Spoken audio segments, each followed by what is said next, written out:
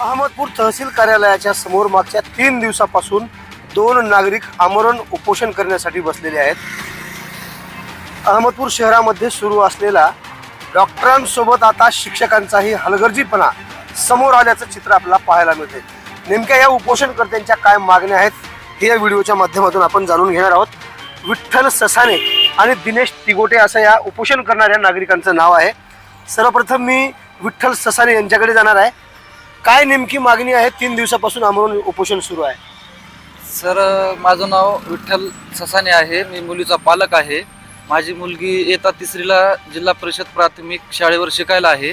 ती रोजप्रमाणे शाळेमध्ये शिकायला गेली आणि शाळेमध्ये खेळता खेळता पडली किंवा मैत्रिणीने ढकलून दिली तिला.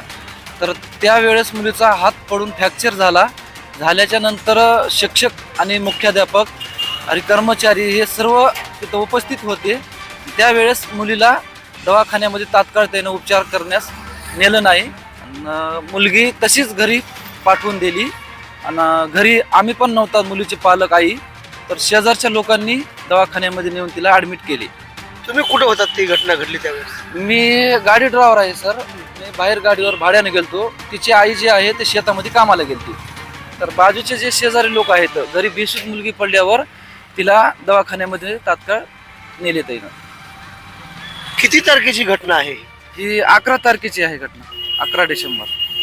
11 डिसेंबर रोजी अहमदपूरच्या जिल्हा परिषद केंद्रीय प्राथमिक शाळेमध्ये ही घटना घडलेली आहे. आणि विशेष म्हणजे ज्यावेळेस ही घटना घडली त्यावेळेस शिक्षकांनी पालकत्व स्वीकारून त्या विद्यार्थिनीला दवाखान्यामध्ये दाखल करायचं होतं, तिच्यावरती उपचार करायचे होते. परंतु ते न करता तसेच त्यांनी घरी पाठवल्यामुळं त्या लेकरांना जास्त इजा पोहोचली आहे आणि हात फ्रॅक्चर झाल्याची घटना समोर आली आहे. उपोषणकर्ते माझ्यासोबत दुसरे एक आहेत.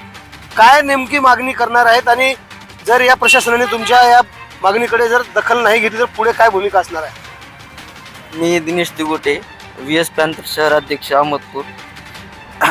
हे जसं ह्या भयानी प्रकरण सांगितले तसंच मी सरांना विचारपूस करायला गेला असताना सरांनी एकदम अशी उडवाउडवीची उत्तरं दिली असताना तुम्हाला काय करून घ्यायचं करून घ्या असं म्हटले.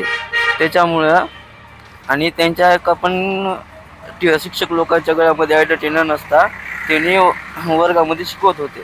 तसंच मी त्यांना विचारले की बा तुम्ही शिक्षक आहात का कोण आहात?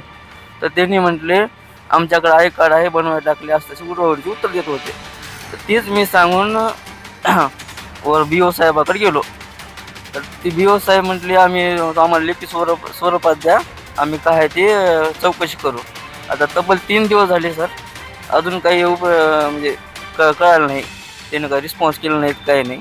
त्याच्यामुळं आम्ही 2-3रा दिवस आहे उपोषणाला बसलो. त्यांच्यावर तातडीने त्यांच्यावर कारवाई व्हावी, काय ती निलंबित करावं त्यांना, एवढी आमची मागणी आहे. हलगर्जीपणा करणाऱ्या शिक्षकांना तात्काळ निलंबित करण्यात यावं अशी मागणी या उपोषणकर्त्यांची आहे. तहसीलदार महोदय नक्कीच या उपोषणकर्त्यांची दखल घेऊन वरिष्ठांकडे यांची मागणीचा अहवाल पाठवतील का? तर 11 डिसेंबर रोजी जिल्हा परिषद केंद्रीय प्राथमिक शाळा अहमदपूर येथील याच शाळेमध्ये एक विद्यार्थिनी पडली होती आणि तिला इथल्या संबंधित शिक्षकांनी आणि मुख्याध्यापकांनी उपचार करण्यासाठी दवाखान्यामध्ये दाखल करण्यात आलं नव्हतं. तिच्या वडिलांनी तिला दवाखान्यात घेऊन गेल्यानंतर तिचा हात फ्रॅक्चर झालेला आहे आणि ते उपोषणासाठी बसलेत. सर माझ्यासोबत असणार आहेत, गुरमे सर. सर या बाहेर आपण तुम्हालाच बोलण्यासाठी आलो आहे. मी 11 डिसेंबर रोजी जी घटना घडली त्या घटनेसंदर्भात मी तुम्हाला प्रश्न विचारण्यासाठी आलेलो आहे की त्या दिवशी घटना जी घडली, 3रीची विद्यार्थिनी खेळताना पडली होती, तिचा हात फ्रॅक्चर झाला आहे. इथल्या शिक्षकांनी तिच्याकडे दुर्लक्ष केलं असा त्या विद्यार्थिनीच्या पालकांनी आरोप केलेला आहे. त्या संदर्भात तुम्हाला विचारण्यासाठी आलो. तर 11 डिसेंबर रोजी आमच्या शाळेतील 3 शिक्षक रजेवरती होते आणि रजेवरती असल्यामुळं प्रशासकीय व्यवस्थेमार्फत आपल्या शाळेमध्ये टेंभुर्णी येथील एका शिक्षकाची या ठिकाणी पाठवण्यात आलेलं होतं आणि तो वर्ग 3रीचा जो वर्ग आहे तो आदरणीय जमादार सरांकडे सोपवण्यात आलेला होता. सरांनी दिवसभर अध्यापन केल्यानंतर 4:15च्या दरम्यान 4:15च्या नंतर 4:25 वाजता ही घटना घडली.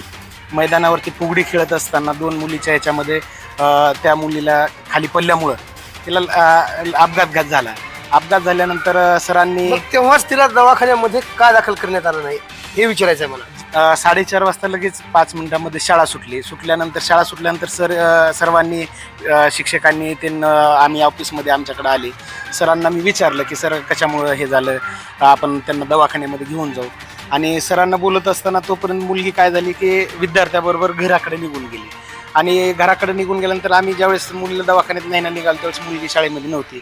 आणि मी लगेच मुलीच्या पाठीमागं या ठिकाणी गेलो असताना तिचं घर मला माहिती नव्हतं. आणि माहिती नसल्यामुळे मी मौलाना टेकडी या भागाकडे गेलो आणि विद्यार्थ्यांना विचारलं की शाळेतल्या की आपली 3री मधली जी मुलगी पडली, काय नाव आहे तिचं? सांची विठ्ठल ससानी आहे. पडल्यानंतर मी मुलांना विचारल्यानंतर त्यांनी सांगितलं की 3री म मधली मुलगी नसून 3री अ मधली ती मुलगी आहे आणि तिचं घर हे नवबौद्धला इकडे बौद्ध ह्याच्यामध्ये आहे, कॉलनीमध्ये आहे. मी परत खाली आल्यानंतर ज्यावेळेस तिच्या घराकडे मी गेलो त्यावेळेस मला आमचे पालक मोईन शेख म्हणून आहेत, पहिलीचे विद्यार्थ्याचे पालक आहेत, सय्यद बुशराचे वडील 2 जण मला त्या ठिकाणी भेटले. मी त्यांना विचारलं की असं आल्यानंतर मी घराकडे चाललोय, त्यांना असा अपघात झालाय आणि त्यांचं घर कुठं आहे. तर त्यांनी सांगितलं की त्यांना आत्ताच दवाखान्यामध्ये घेऊन गेलेलं आहे. मी स्वतः त्या ठिकाणी मुलीला दवाखान्यात घेण्यासाठी घेऊन गेलो होतो. परत इथून मी वापस आलो, गाडी घेऊन सरकारी आपल्या दवाखान्यामध्ये गेलो. सरकारी दवाखान्यामध्ये गेल्यानंतर तिथं त्यांनी सांगितलं की त्यांना आत्ताच काय केलेलं आहे, आत्ताच त्यांनी दाखवून गेलेले आहेत असा निरोप मला त्या ठिकाणी दिल्यानंतर. सरकारी दवाखान्यामध्ये गेल्यानंतर तिथं रिपोर्टमध्ये आलं नाही हात फ्रॅक्चर आहे म्हणून? नाही, त्यांनी चिवडे असं डॉक्टरकडे पाठवलेत असं म्हणून मला सांगितलं. मग त्यांना विचारलं कोण कोण आले, तर वडील आणि आई आले होते असं म्हणून त्यांनी मला निरोप दिला.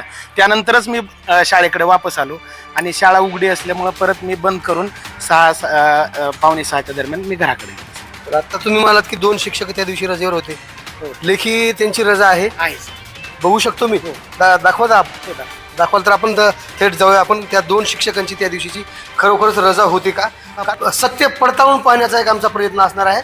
तुमच्या परवानगीने मी मध्ये तुमच्या कार्यालयामध्ये येऊ शकतो? ठीक आहे, या सर समोर आपण जाऊया. दत्तात्रय गुरमे सर आपल्याला ही माहिती देण्यासाठी या ठिकाणी आहेत. सर हे दाखवा रजिस्टर त्यांचं.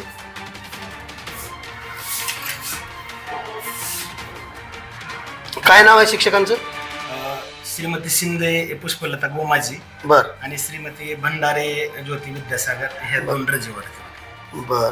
आणि मी जी लातूरला इथं गेलो होतो आणि आमच्या सेविकाचं पण त्या ठिकाणी जिल्हा परिषद लातूरला बोलावण्यात आलेलं.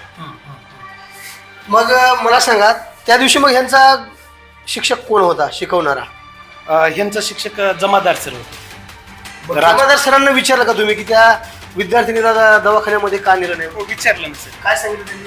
मग मी त्यांना सांगितलं की आपण दवाखान्यामध्ये घेऊन जाऊ, तुम्ही सर्व शिक्षक इथं थांबा, मी मुलीला घेऊन येतो. त्यावेळेस आमचे शाळेतले सर्व शिक्षक थांबले, पण त्यांचे मुख्याध्यापक हे बंकट जाधव सर इथं होते. पण मी ज्यावेळेस इथं आलो तेव्हा जमादार सर निघून गेलेले होते. आता पुढे काय?